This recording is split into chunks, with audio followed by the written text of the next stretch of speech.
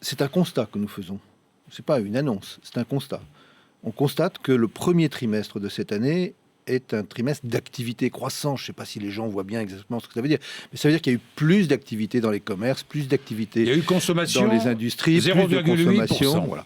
Une consommation particulièrement forte, ce qui veut dire d'ailleurs que le pouvoir d'achat, les gens s'en rendent peut-être pas forcément compte, mais le pouvoir d'achat des Français a été plus important que les mois précédents, dû en particulier à la baisse du prix des carburants, de manière générale, que ce soit pour se chauffer ou que ce soit pour sa voiture, mais c'est dû aussi au fait qu'il y a eu, par exemple, à la fin de l'année dernière, des baisses d'impôts pour un certain nombre de Français. Donc, bref, il y a un contexte qui est un contexte qui tient à la fois à des décisions extérieures ou à une situation extérieure, le prix du pétrole, mais aussi à des décisions françaises, des décisions du gouvernement qui ont permis aux Français de consommer plus. Mais moi, je prends le chiffre pour ce qu'il est, une bonne nouvelle. Mais je dis simplement une chose, on ne peut pas simplement constater une bonne nouvelle, on doit continuer. Parce que ce qui importe pour vous, pour nous, pour tous les Français, pour tous ceux qui nous écoutent, c'est et après, est-ce que ça va continuer?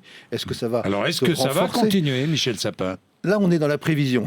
Oui. Nous sommes tous bien placés pour savoir que les prévisions sont difficiles. Vous avez déjà des signes aujourd'hui, il y a des sur signes, le deuxième trimestre. Il y a des signes sur le deuxième trimestre. La Banque de France, par exemple, qui fait des études pour le deuxième trimestre, nous prévoit 0,3% de croissance. C'est-à-dire qu'on va continuer avec une croissance.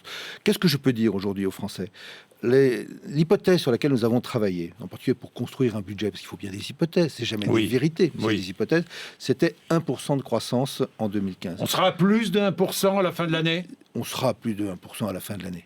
Mais vous dire combien, j'en sais rien, je ne vais pas me lancer là-dedans. On sera à plus je de 1%. Prends ce 1% comme un plancher. C'est le sol sur lequel nous nous appuyons pour continuer, approfondir, rebondir, parce que chacun sait. C'est une vérité aussi. Elle est décrite par les uns et par les autres. Je crois qu'elle était dite encore ce matin sur votre antenne. C'est pas 0,6% un trimestre qui va permettre de faire reculer le chômage. C'est 0,6% plus de la croissance encore pendant des trimestres et des trimestres qui vont nous permettre de faire. Va permettre de faire reculer le chômage. Non, ce chiffre-là ne permet pas de faire reculer. D'ailleurs, on le saurait. On l'aurait vu le chômage reculer au premier trimestre de cette année. Et comme vous le savez, puisque les chiffres sont connus bien avant les chiffres de croissance, le chômage a peu augmenté, mais il a augmenté. Ne pinaillons pas sur les chiffres, il a augmenté. Il y a un décalage, chacun comprend bien. Si ça va un peu mieux pour une entreprise, avant qu'elle décide d'embaucher, elle attend un petit peu. Mais il ne faut pas qu'elle attende trop. Oui. Il ne faut pas qu'elle attende trop. Je vais y revenir. Mais vous dites plus de 1% pour la fin de l'année 2015. Je sais que l'objectif pour 2016, c'est 1,8%. Non.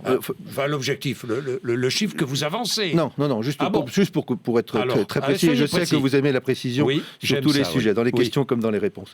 Le chiffre sur lequel nous travaillons, l'hypothèse de travail pour nous est 1,5%. 1,5% pour toute l'année, l'ensemble de l'année prochaine. C'est-à-dire 2016. Plus encore que cette année. Oui. Est-ce que vous voulez qu'on fasse la comparaison? L'année dernière, 2014, qui a été une très mauvaise année, très dure, très difficile. D'abord pour les Français. Enfin, globalement, y compris pour ceux qui gouvernent. Et avec les résultats électoraux qui vont avec. L'année 2014, c'était 0,2%. Oui. C'est tout petit. Là, 1%, 1,5%. C'est vrai que les observateurs, pas le gouvernement, les observateurs nous disent, normalement, en 2016, vous devriez faire mieux que 1,5%. Monsieur Bourdin, je préfère qu'on me dise, est-ce que vous allez faire mieux que ce qu'on nous disait pendant des années et des années, aux uns comme aux autres, à droite comme à gauche, est-ce que vous n'allez pas faire moins bien ?